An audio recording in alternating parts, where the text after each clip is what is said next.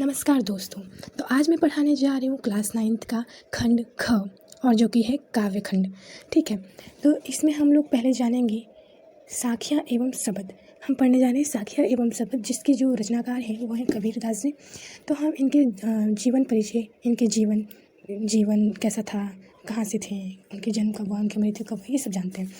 तो भक्ति काल के जो कवियों में प्रमुख स्थान रखने वाले सामाजिक बुराइयों पर कड़ी चोट करने वाले कबीर का जन्म सन 1390 ईस्वी में हुआ था।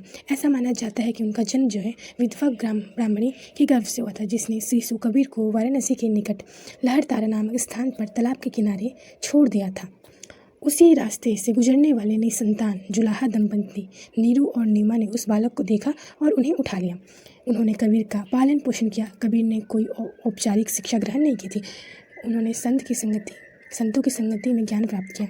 उनके गुरु का नाम रामानंद था, उनकी पत्नी का नाम लोई था। उनकी मृत्यु सन 1518 ईस्वी में हो गई थी। तो हमें पता चलता है कि जो कबीर थे उनका जो जन्म था किसके गर्भ से हुआ था। एक ब्राह्मण परिवार के एक विधवा जो औरत थी, उसके गर्भ से उनका जन्म हुआ था। लेकिन उसने लोक समाज की डर से उस बालक को उन्हें त्याग दिया और एक स्थान मतलब तालाब के किनारे छोड़ दिया। तालाब के स्थान पर जब उन्हें छोड़ा गया तो उधर से एक निसंतान दंपति मतलब नीरू और नीमा वहाँ से गुजर रहे थे। उन्होंने उस बालक को गोद लिया और उसका लालन पोषण किया। ठीक है, अब हम बात करते हैं रचना परिचय। कबीर जो थे वो अनपढ़ थे, वो पढ़े लिखे नहीं थे। वो उतना ही जानते थे जितना उन्होंने संतों के संगति में सीखा था, वो उतना ही पढ़ पाए थे। वे पदों की रचना करते तथा गाते। इन्हीं पदों को उनके शिष्य ने संकलित किया। इन्होंने साखी, शबद तथा रामायणी नाम से जाना जाता है। इनका संग्रह बीजक नाम से प्रसिद्ध है। कुछ लोग कबीर ग्रंथावली को भी इन्हीं की रचना मानते हैं। इनकी जो काव्यगत विशेषता थी, कबीर की जो काव्यगत विशेषता थी, कबीर के काव्य में गुरु भक्ति, गुरु महिमा, साधु महिमा, आत्मबोध तथा ईश्वर के प्रति अथाह प्रेम की अभिव्यक्ति हुई है। कबीर ने तत्कालीन सामाजिक बुराइयों, मूर्ति पूजा, अछूत, ऊंच नीच की भावना आदि पर प्रहार किया है। उन्होंने हिंदू मुसलमान एकता तथा विभिन्न धर्मों के बीच समन्वय स्थापित करने का प्रयास भी किया। उन्होंने हिंदू मुसलमान दोनों धर्मों के तथाकथित ठेकेदार की कड़ी शब्दों में निंदा की है।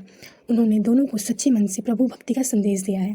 जो कबीर थे उनकी भाषा शैली, उन्होंने अपनी काव्य की जो रचनाएं थी ब्रज भाषा में, अवधी में, पंजाबी में, राजस्थानी, अरबी, फारसी आदि शब्दों का जो उन्होंने प्रयोग किया था अपनी कविता में। कुछ लोग विद्वान उनकी भाषा को सदुक्कड़ी या पंचमेल खिचड़ी कहते हैं। उनकी भाषा में अक्खड़पन है। साहित्यकार हजारी प्रसाद द्विवेदी जी ने उन्हें भाषा का डायरेक्टर भी कहा है। अब हम इनकी पहली जो है साखियाँ पढ़ते हैं। मान सरोवर सुभर जल, हंसा केली कराही, मुक्ता फल मुक्ता चुगे, अब ओड़ी अनंत न चाही। कवि कहते हैं कि मान सरोवर स्वच्छ जल से पूरी तरह भरा हुआ है। उसमें हंसा क्रीड़ा करते हुए मोतियों को चुग रहे हैं। क्रीड़ा का मतलब खेलना। वे इस आनंददायक स्थान को छोड़कर अन्य जगह नहीं जाना चाहते हैं। आशय यही है कि जीवात्मा प्रभु भक्ति में लीन होकर मन में परम आनंद का सुख लूट रहे हैं। वे स्वच्छंद होकर मुक्ति का आनंद उठा रहे हैं। वे इस सुख को छोड़कर अन्य कहीं जाना नहीं चाहते हैं। मान सरोवर का जो प्रतीक है वो मनुष्य का मान रूपी सरोवर है। जो मनुष्य का मन है वो मान रूपी सरोवर है। इस मान रूपी सरोवर में प्रभु भक्ति एवं आनंद का पवित्र जल भरा हुआ है और इसमें मनुष्य जब लीन हो जाता है तो वह स्वच्छंद रूप से मुक्त होकर आनंद उठाता है और वो इस जगह को कहीं भी छोड़कर जाना नहीं चाहता है। अब हम दूसरी शाखा की तरफ बढ़ते हैं। प्रेमी ढूंढत मैं फिरूं, प्रेमी मिले न कोई, प्रेमी को प्रेमी मिले, सब विष अमृत होए। इसमें जो है कवि कहते हैं कि मैं ईश्वर प्रेमी अर्थात प्रभु भक्ति को ढूंढता फिर रहा था, पर अहंकार के कारण जो है मुझे कोई भी प्रभु भक्त नहीं मिला। जब दो सच्चे प्रभु भक्त मिलते हैं तो मन की सारी विष रूपी जो बुराइयां हैं वो समाप्त हो जाती हैं तथा मन में अमृतमयी अच्छाइयाँ आ जाती हैं। कवि है जो इसमें प्रेमी को ढूंढ रहा है अर्थात सच्चे प्रभु भक्त को ढूंढ रहा है। वो अपने उद्देश्य में सफल नहीं हो पा रहा है। वो उद्देश्य में सफल क्यों नहीं हो पा रहा है? क्योंकि सच्चे प्रभु भक्त आसानी से नहीं मिलते। वो क्या होते हैं? दुर्लभ होते हैं। और प्रेमी जो है अर्थात प्रभु की सच्ची भक्ति करने वाले जब दो व्यक्ति मिलते हैं तब सारी बुराइयां जो है अच्छाइयों में बदल जाती है।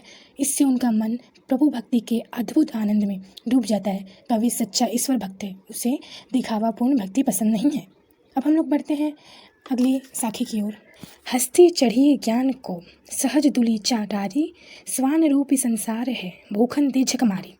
इसमें कवि कहते हैं कि ज्ञान प्राप्ति में लगे साधकों को संबोधित करते हुए कहते हैं कि तुम ज्ञान रूपी हाथी पर सहज समाधि रूपी आसन बिछाकर अपने मार्ग पर शांति पूर्वक निश्चिंता पूर्वक चलते रहो। यह संसार कुत्ते के समान है जो हाथी को चलता देखकर निरुद्देश्य भोगता रहता है। अर्थात साधक को ज्ञान प्राप्ति में लीन देखकर दुनिया वाले अनेक तरह के उल्टे सीधे बात करते रहते हैं, परंतु उसे दुनिया के लोगों की निंदा का कोई परवाह नहीं करना चाहिए।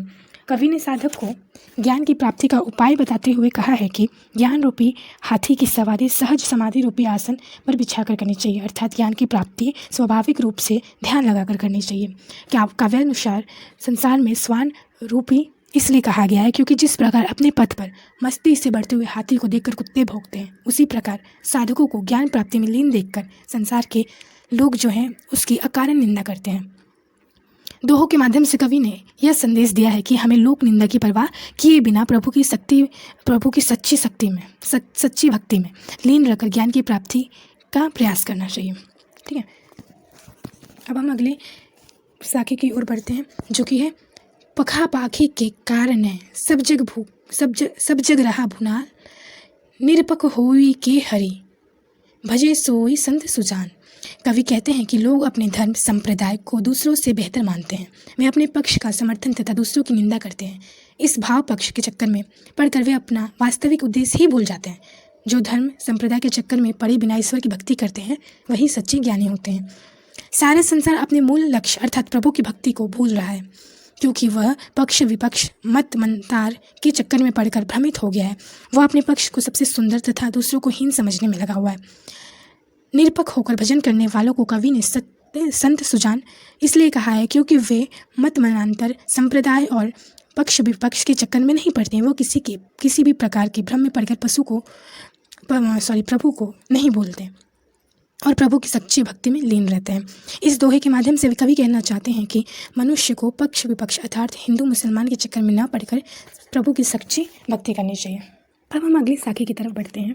हिंदू मुआ राम कही मुसलमान खुदाई, कहे कबीर सो जीवता जो दुहू के निकट न जाए। अर्थात निराकार ब्रह्म की उपासना की सीख देते हुए कवि कहते हैं कि हिंदू राम नाम का जाप करते हैं तथा मुसलमान खुदा की बंदगी करते हुए मरे मिटे तथा आने वाली पीढ़ी के लिए कट्टरता छोड़ते हैं। वास्तव में राम और खुदा तो एक ही है। कवि के अनुसार जो राम और खुदा के चक्कर में न पड़कर प्रभु की सच्ची भक्ति करता है वही सच्चे रूप से जीवता और सच्चा है। तो कबीर ने हिंदू और मुसलमान को मृतक कहा है। क्यों कहा है ये देखते हैं। कवि ने हिंदू और मुसलमान को मृतक इसलिए कहा है क्योंकि हिंदू और मुसलमान वाद विवाद में पड़कर सच्चे ईश्वर की भक्ति को तो भूल ही जाते हैं। वे किसी विशेष धर्म के प्रति कट्टर की ओर संकीर्णता अपना लेते हैं। कवि ने सच्चा मनुष्य उसे कहा है जो राम रहीम दोनों से ही दूर रहता है, अर्थात वो किसी धर्म या संप्रदाय के बंधन में नहीं बंधकर मानवता को अपनाता है और सच्चे ईश्वर की भक्ति करता है। कवि ने उसे सार्वभौमिक सत्य का उदाहरण किया है जिससे मनुष्य की किसी संप्रदाय से जुड़कर धार्मिक कट्टरता का शिकार बन जाता है। ठीक है, हिंदू अपने प्रभु को राम और मुसलमान जो है अपने प्रभु को खुदा कह के पुकारते हैं। कवि के अनुसार वही मनुष्य जीवित है जो राम और खुदा दोनों ही नामों के चक्कर में न पड़कर सिर्फ ईश्वर की सच्चे दिल से वंदना करता है। अब हम अगली साखी की ओर बढ़ते हैं। काबा फिरी काशी भया रहीम मोटा चून मैदा भया बैठी कबीर जिम। कवि कहते हैं कि जब मैं राम रहीम हिंदू मुस्लिम के भेदों से ऊपर उठ गया तो मेरे लिए काशी तथा काबा में कोई अंतर नहीं रह गया। मन की जिस कलुषिता के कारण जिस मोटे आटे को आखाद्य नहीं समझना चाहिए वह अब बारीक मैदा हो गया है जिसे मैं आराम से खा रहा हूँ। अर्थात मन में सांप्रदायिक तथा भेदभाव की दुर्भावना समाप्त हो गई है। जब मनुष्य के मन से धार्मिक भेदभाव मिट जाए तो उसकी धर्माधरता और धार्मिक संकीर्णता समाप्त हो जाती है। उसके लिए राम रहीम काशी काबा में कोई अंतर नहीं रह जाता। वह सच्ची भक्ति करता है। रहीम जो है मोटी चून धार्मिक संकीर्णता और धर्मधाता को कहा गया है। ये बुराइयां मनुष्य के मन में विकार उत्पन्न करती हैं। जब ये बुराइयां मनुष्य के मन से निकल आए